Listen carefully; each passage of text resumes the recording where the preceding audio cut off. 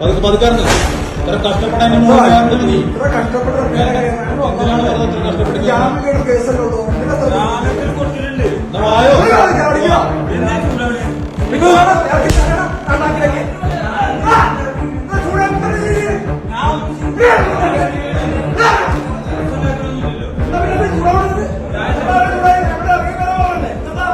வீட்டின் அலமாரியில் ரகசிய அறை அமைத்து தங்கியிருந்த ஆசாமி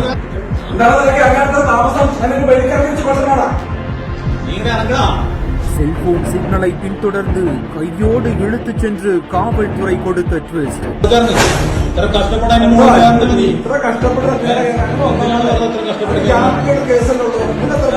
கேரள மாநிலம் பாலக்காடு மாவட்டம் திருத்தலை பகுதியைச் சேர்ந்தவர் தான் சுல்தான் ராஃபி.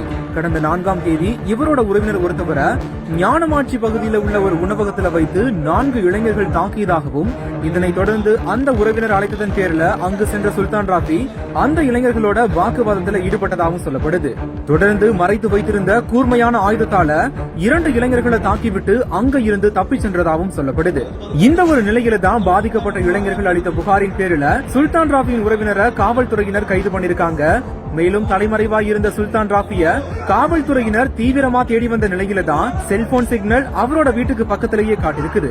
தொடர்ந்து காவல்துறை அதிகாரிகள் அவரோட வீட்டுக்கு சென்று சோதனை நடத்தியதுல தான் வீட்டின் அலமாரியில ரகசிய அறை ஒன்று அமைத்து அதுல தங்கி இருந்தது தெரிய வந்திருக்குது. இந்த நிலையில தான் சுல்தான் ராஃபிய அங்க இருந்து கீழே இறக்கி காவல்துறையினர் கைது செய்து காவல் நிலையம் அழைத்து சென்றிருக்காங்க. தற்போது இது தொடர்பான வீடியோ காட்சிகள் வெளியாகி பரபரப்பை ஏற்படுத்திட்டு வருது.